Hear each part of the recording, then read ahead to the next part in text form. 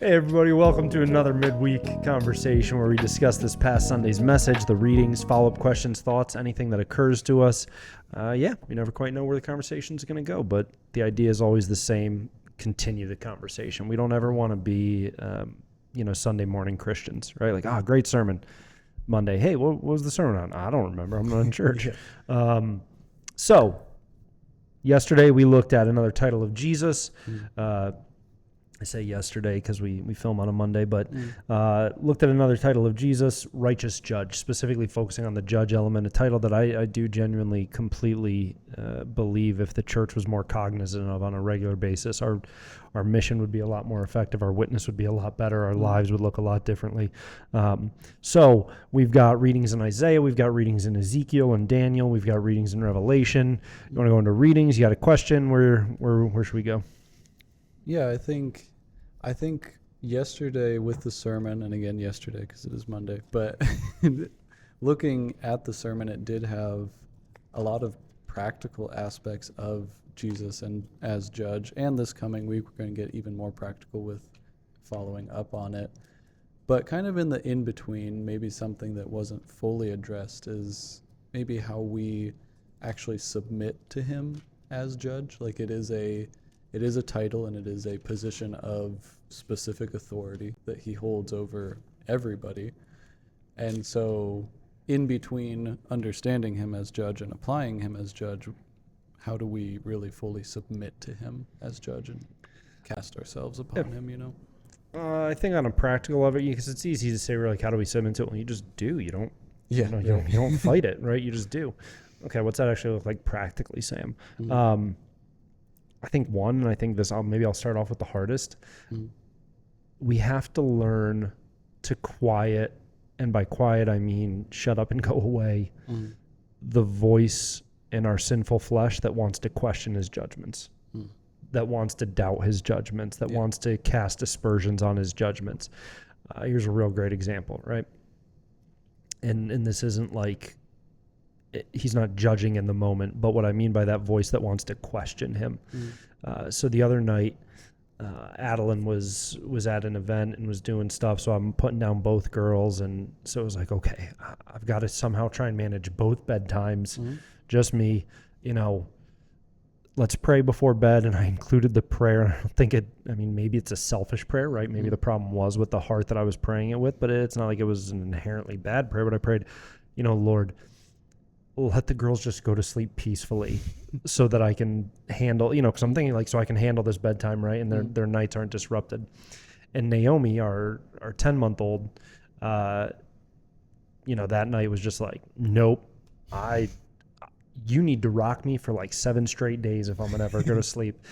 And I just remember in the moment of her screaming. And so I'm trying to do bedtime with Violet, and Naomi is screaming incessantly right next door. And so it's distracting Violet. And, in the moment, I'm tempted to be like, God, why can't you just answer this prayer? Yeah. What's wrong with that prayer? Why won't you answer this for me, right? And having and recognizing that my flesh wanted to do that. And in the moment, having to say, Lord, forgive me, I am not questioning you. You know what I mean? Yeah. So again, that's not in a judge scenario, but I think it's never safe to doubt God. Let me be very clear. It's never good to doubt God, but that was it. That, at least as I'm reflecting on it, felt a lot more low stakes than if I am questioning or criticizing or complaining God's judgment, God's decrees, God's authority, right? Yeah. And so the principle is the same, learning to recognize when that flesh in us wants to be like, God, why won't you do this? I know better than you. Yeah. Why won't you play this out like how I think it should play out? Why would you make that judgment? Why would you make that decision? So how do I practically submit to Jesus as judge? Learning to be on guard against, and then telling that voice in you to shut up and go away anytime it tries to question the Lord. No, this is God. He is unquestionable. Yeah. No, this isn't is it really that? Yes. Yeah. It's really that simple. No, don't question him. His judgment is righteous and true. So I can say I don't understand it, but I can't say it's a wrong judgment. So I think the first step in submitting to Jesus as judge is, okay, accepting his judgment, Yeah. even if we don't fully comprehend it. Yeah, which is hard for us because we do, even in the title of judge, we do have people who fill the role of judge here on earth in like court systems and stuff. And we always debate their judgments, right? Anytime there is a court case or something, unless it is a very clean cut like traffic ticket or whatever, but we always debate we their have footage judgments. of you running a stop sign. Yeah. You can't really dispute that. Yeah, and so I feel like we spend a lot of time telling ourselves that any decision that is made, we are justified in questioning. Yeah. And I think It's our right. It is our, I'll go so far as to say, maybe in this country more than a lot of others. God's been good. I've gotten to travel to numerous other countries. I've gotten to make friends in numerous other countries. And we were talking to a friend one time from another country, and he spent a lot of time in America. And, I said, hey, what are your observations about the American people, right? And, he's like, I think one of the things that really stands out to me when I'm reading the news, even, back home in his home country, is just how, it's almost like the American default is to disagree and push back on. Yeah. You know what I mean? Think about it. Let's go to our highest court in the land, the Supreme Court. What happens when the Supreme Court issues a decision? They also simultaneously issue the dissenting opinion. Yeah. So it's like, okay, here's the judgment, but here's why you need to know why we disagree with the judgment. It goes hand in hand like that. That's just our default setting. And I think that does translate down to all of us as individuals. Yeah, and so we feel this inherent right to any time a judgment is cast to say, well, I don't think I would have done it like that, or what about these variables, what about these variables? I think practically we see this as Christians most frequently when we do read through the Old Testament, and we do have to wrestle with God's judgments in the Old Testament. We see him wipe nations out. We see him cast very practical judgment upon people, and how often do we, reading it, sit there and actually find ourselves saying, oh, God, did you really need to do that? I was shocked the first time that I was at an age where I really comprehended and stuff, but reading through when David does the census. So God's like, okay, how do you want the people to get punished? I'm like, whoa. Yeah. That seems, and now looking back, it's like, okay, he did what he did for his glory, and it was right and true. Yeah. But yeah, in the moment, especially as we're struggling to grow in our faith and understand that, I think that's a really big one for people. I think that's a really hard one to get over. Yeah. Even talking to unbelievers, we talked a lot about evangelism yesterday in the message. I've had really good conversation with people, really hard conversation with people who aren't Christians. And one of the big hangups for a lot of people, I'm not saying everyone, but one of the big hurdles for a lot of people is, without faith, trying to wrap their mind around God's judgments in Scripture. Yeah. And so it is. It's something that we need to know how to answer and to talk about, because there are a lot of people who are wrestling with it, both within and outside the church. Yeah. And I think for us as Christians going to Scripture, it gives us just a wonderful opportunity to submit to that judgment and to, it's almost like fasting and saying, I'm not going to give in to the urge for hunger here, and reading a passage like that and being like, I'm going to be humble. I'm not going to give in to the urge to say, well, God, why didn't you do it like this? And training ourselves that his ways are not our ways. Yeah. His thoughts are not our thoughts, and his judgments are not our judgments. And that's a good thing. Yeah. In the moment, we might want to pretend like we'd be a good judge of the universe. Yeah. But let's just all take 3 seconds and think about all the bad decisions we've made in our lifetime. Yeah. None of us wants to actually, nobody wants to live in a world where I am the ultimate judge. I don't want to live in a world where you're the ultimate judge, right? Yeah. We can say that about each other, and so we should be able to say that about ourselves. Yeah. And I think to add another one of how we would submit to God or to Christ as judge is, it comes from the Psalms, and there are numerous occasions where David says, basically, judge me. Oh, yeah. Judge me according David to my invites it on uprightness. himself. Yeah. Or he says, if I am wrong in this case, please make it known to me. Allow this punishment to continue. Let my enemies steal my glory. And in Psalm 7, he uses trample me into the dust. What a difficult prayer to pray. That'd be so hard. David has no problem saying, Lord, your judgment is right and true, so bring it. Yeah. whatever it is. Even if your judgment brings harm to Mhm. me. Yep. And I think that engaging that as a discipline, and I don't do this every time I pray. I just do it, once or twice a week when I remember to. But asking God, Lord, judge me. Is there Mhm. anything I'm unaware of? Is there anything I'm ignoring? Like, am I like turning a blind eye to conviction in some area? Anything like that. And I feel like in that way, I get to follow David and say, I'm going to submit to judgment. I'm not waiting for Judgment Day to Yeah. acknowledge that Christ is judge over the universe. And I feel like it is very humbling. And some days it's like, no, I don't have anything pop up. And other days it's like, oh man, how could I ignore Yeah. that? Yeah, we've got to deal with this. I need to repent. Yeah. I think that's a good question. Practically submitting to Jesus as judge.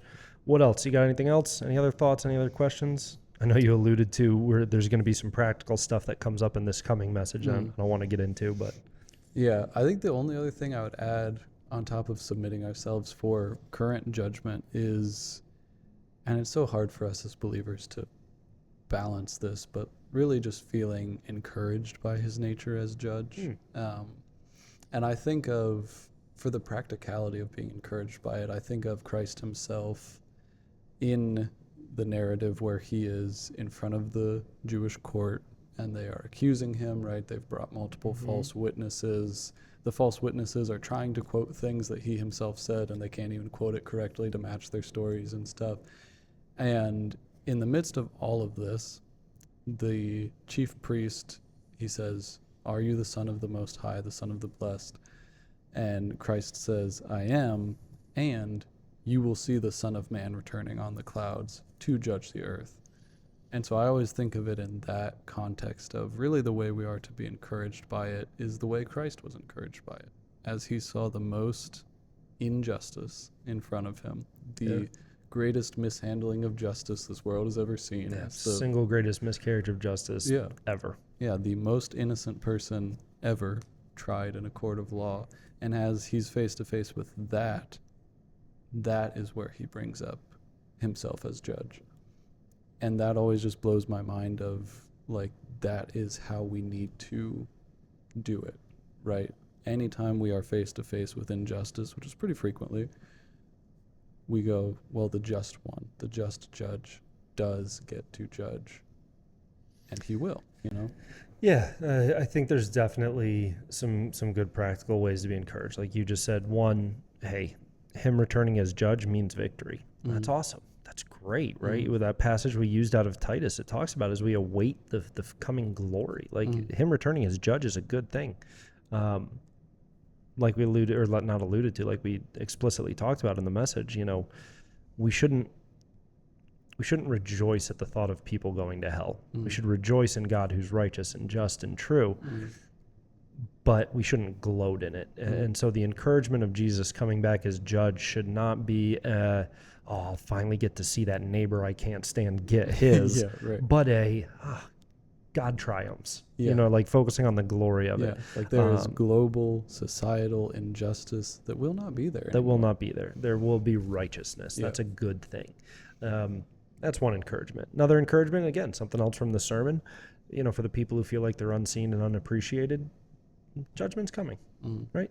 Judgment's coming. And so I think that's encouraging. I think it can be very discouraging. I know it can be very discouraging to feel like, does anybody even notice does anybody even care what I'm doing? Like, yeah, the judge does. The judge sees, the judge knows he's coming. We've laughed about this, right? Like, the church knows I love Christmas. So what is on my phone screen? A countdown till Christmas, right? Because I'm looking forward to this day. I'm like, this is going to be such a good day to see so much of what I love happening, right? Yeah. It's the same way with Jesus as judge. Like, I'm so looking forward to this day because injustice is gone. Evil is gone. Sin is gone. It's dealt with. Pain is gone. It's dealt with. The people who deserve rewards, don't even think about yourself for a moment. Like, I think about my mom and dad and all they've poured into the church. Like, I mean, just how much they have sacrificed and sacrificed and sacrificed for the church year after year after year. I'm like, man, I can't wait to see my parents rewarded. Like I just, that's going to be so awesome. You know what I Mhm. mean? So it really should be let's go back to the very original passage, right? Where in Timothy, Paul's writing about the day of judgment, and he says, look, I'm going to receive a crown on that day, as will all who love and long for the day of his appearing. Like it really should be something that we are very excited for and want to see happen. And so I think that's encouraging in and of itself. Yeah, and I think another encouragement with it is just the fact that we don't have to judge. And I think that we can say to ourselves that we are not tempted to steal judgment from God, but I think we all can admit that, we're watching something or reading something and we're stealing judgment from God a little bit, right?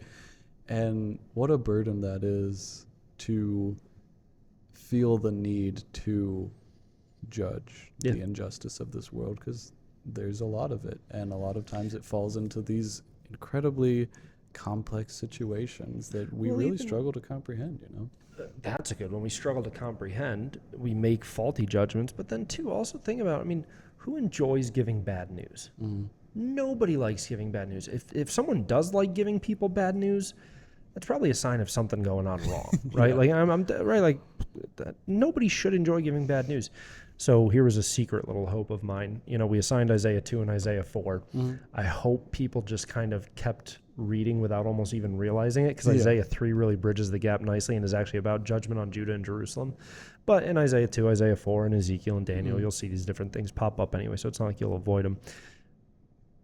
But when I read through the difficult judgment chapters, right? When you read through, think of some of the minor prophets like Amos or something like that, or Obadiah, like it's exclusively judgment.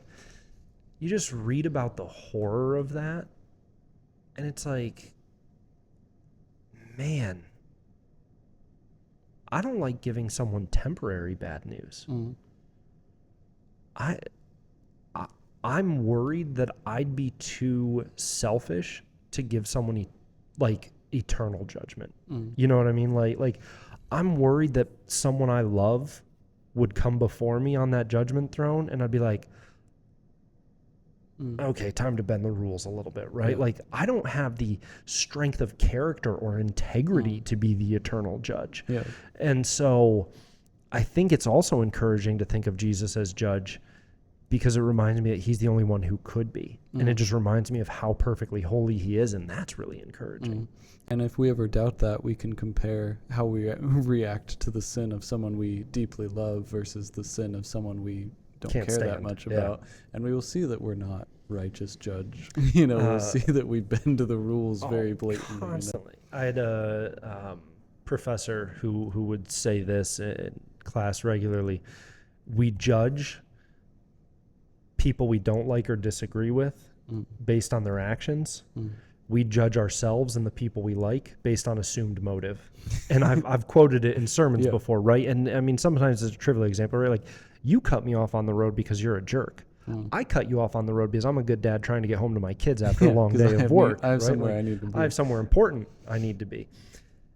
How much more would we do that if we were actually judging eternity for people? Be tempted to bend the rules, be tempted to cheat for the people we like, or be harsher on the people we don't like, And so honestly, I think all of Jesus being judge is really encouraging and really good, because it points back to his preeminence.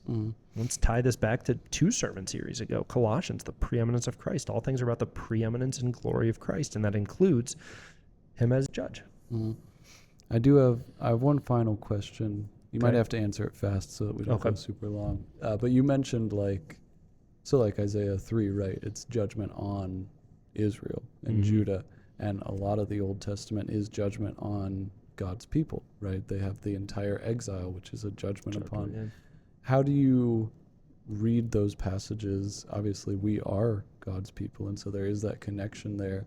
How do you take encouragement from those passages and also not panic reading those passages, Remembering that there is temporary judgment and eternal judgment. I think that's a big thing. That'd probably be my fastest answer if we're hurting for time.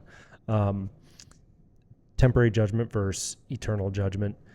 Remembering God's patience and God, he's slow to wrath, slow to anger, right? Long suffering. I think I referenced this at Bible study one night. Adeline and I just finished reading through Judges, and it was like every night as we read through a different chapter of Judges together, it was like, oh my goodness, Lord, thank you for your patience.